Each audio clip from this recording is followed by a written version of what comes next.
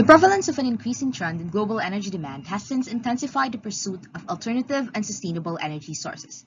Research has recently shifted towards hybrid technologies such as plant microbial fuel cells, which work with riser deposition in the plant root system. With that said, a pleasant day to everyone. This is Nicole L. Macedo. And Josiah Jarni Comia.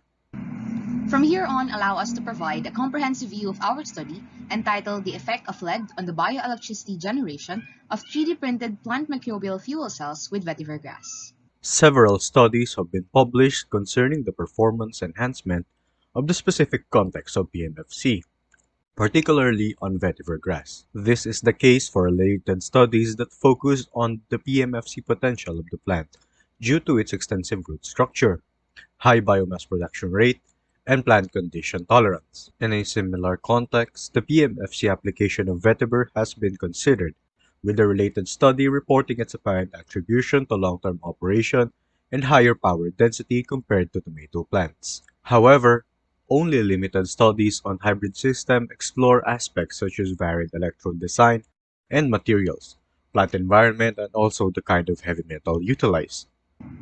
This study is mainly anchored on the primary objective of analyzing the implications of the presence of heavy metals on the bioelectricity generation of the PMFCs. It encompasses the evaluation of the effects of the increased surface area on the electricity generation potential of the PMFC with vetiver grass in a terrestrial system. Continuous enhancement of the PMFC technology is paramount to the technology's general goal, a sustainable energy source that meets the energy demands without incurring adverse environmental applications. With that, further investigations on the hybrid setups, such as the scope of the study, provide another contribution in line with the related literature to provide a more comprehensive understanding of the following technologies. Furthermore, a localized aspect is also considered, following the promising potential for using this technology in order to provide an alternative and plant-based approach for upcycling lead present on soil, especially in the areas with low energy supply and high demand. Moving forward to the materials and methods, the leftmost figure illustrates the actual PMFC setup during experimentation, while shown on the right are the 3D printed electrodes made from protopasta conductive PLA with a PETG filament separator utilized alongside a stake design with modified cathode fins for a straightforward setup, soil attachment, and water compartment for slow release via the anode. The study adopted the experimental design from related studies focusing on the hybrid technologies mentioned. The following table provides a summary of the 7 setups utilized for the experimentation. The setups encompass PMFC control, lead control, and hybrid systems, each with a single replication considering its biological aspect. The simulation of the contaminated soil was carried out by mixing lead nitrate solution that resulted in an actual initial concentration of 158.7 ppm of lead in the soil, practically within the tolerance limit of the plant growth and above normal levels and the maximum tolerable limit. Voltage and current measurements were carried out once for 30 days. Controlled watering was done to minimize system overflow and provide adequate plant moisture. Then, the current density, power, and power density of the system were computed from the data acquired. Data were plotted against time duration for analysis. Consequent comparisons were also made parallel to the study's objectives, particularly highlighting comparisons on the power and power density of the experimental systems. Moreover, a wide range of external resistors was used to generate a polarization curve to determine the maximum power generated by the systems. After conducting the experiment, proper disposal was done. Under the directive of the Municipal Environment and Natural Resources Office of Carmona, Cavite, where the experiment was held, the contaminated soil and samples were placed in plastic bins with secure lids and wrapped in secondary sheets before labeling. The contained waste were then directly transported to the local landfills after conveying the transaction to the said office. The following are the results gathered from the experimentation period along with the discussion of the implications of these. Electrode characteristics are one of the primary factors influencing the power generation of PMFCs. Low resistance and good electrical conductivity are considered when identifying the electrodes for use. Also, electrodes must have a greater specific area for improved microbe-to-electrode contact, reducing internal resistance while increasing power generation.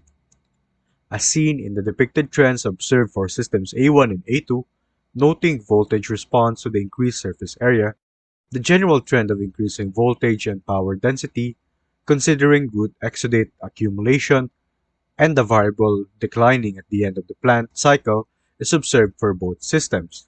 However, system A2 exhibited a higher maximum power density at 18.96 microwatts per square meter compared to the 1.52 microwatts per square meter of system A1. It conforms to the generalization that an increase in the surface area of the electrodes for both MFC and PMFC applications directly increases the power density generated by the system. Apart from the increased electrode surface area, the presence of the plant plays a significant role in the electricity generation of PMFCs. As the technology relies on riser deposition, in principle, system A.1 with the plant will have a higher voltage and power density than B.1, considering the organic matter released by the plant that serves as the substrate for the bacteria in the rhizosphere.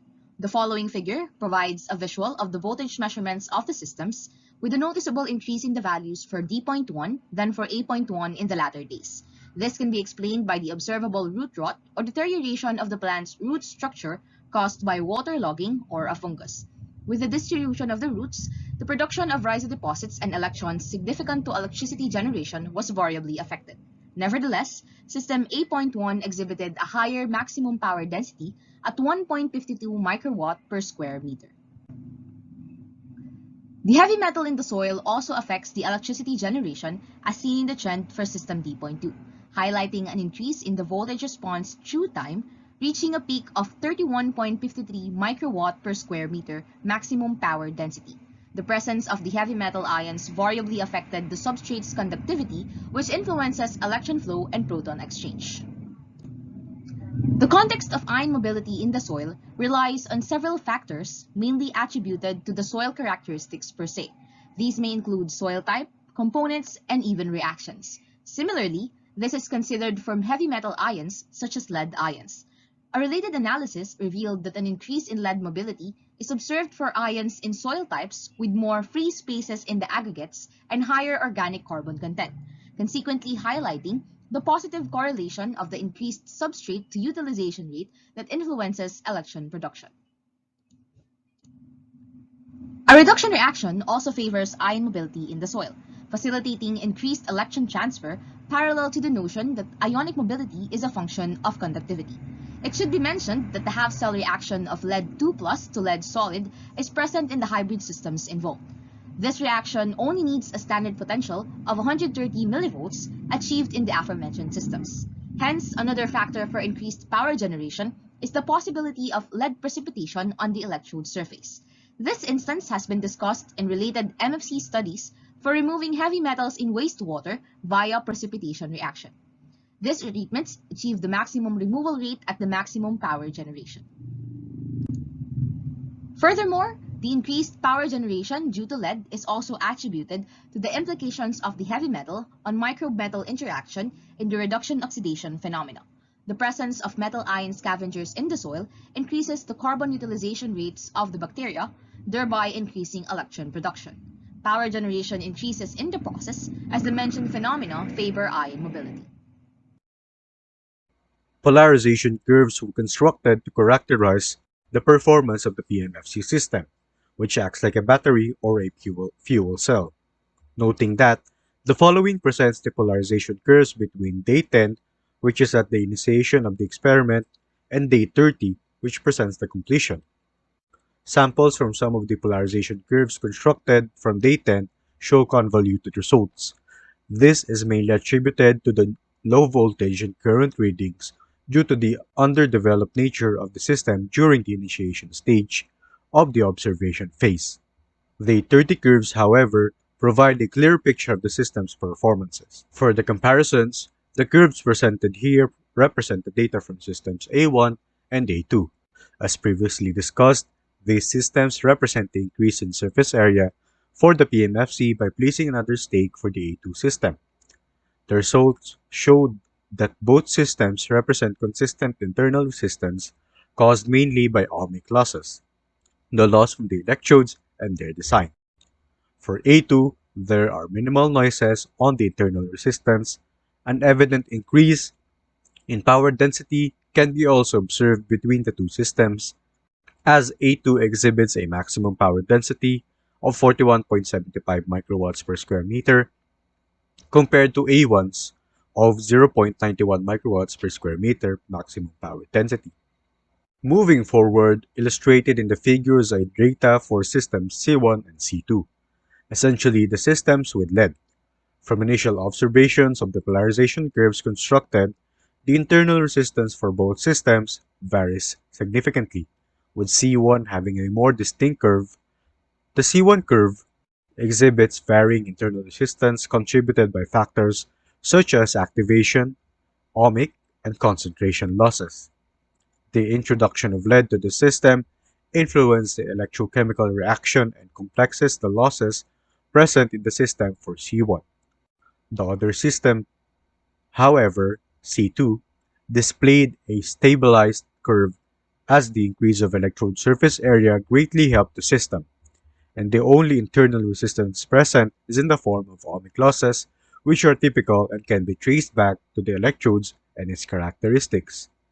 The maximum power density for C2 is considerably better, with the system producing 89.15 microwatts per square meter, while C1 produces a lower maximum power density at 0.15 microwatts per square meter. The stark difference between the systems of PMFC with lead and without is also encompassed within the polarization test and is presented in this slide. It can be deduced that the presence of the heavy metal contributes to other losses characterized by the polarization curve as seen for setup C1. The PMFC systems with no lead on the other end contain only ohmic losses. Apart from the comparison of the aforementioned setups, there are also setups included to determine the effect of the lead solely on the electrical generation aspect, disregarding the factor of the plant.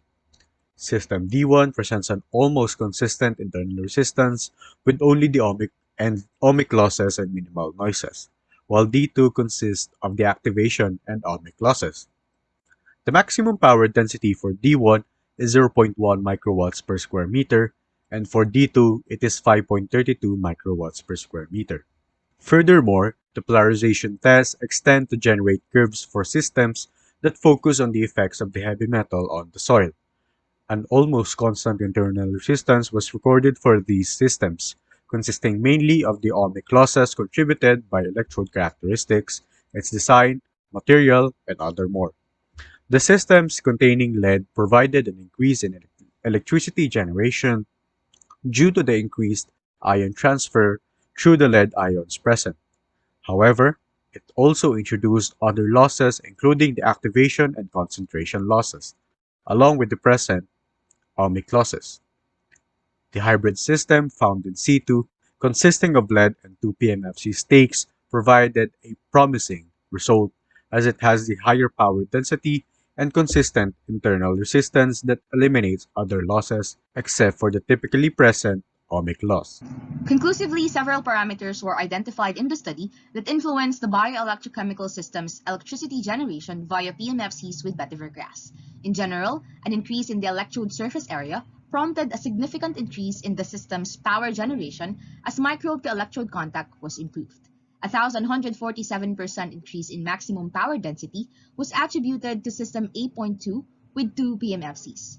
Also, the presence of the plant incurred a 176% increase in maximum power density, and that of lead was a 5,623% increase.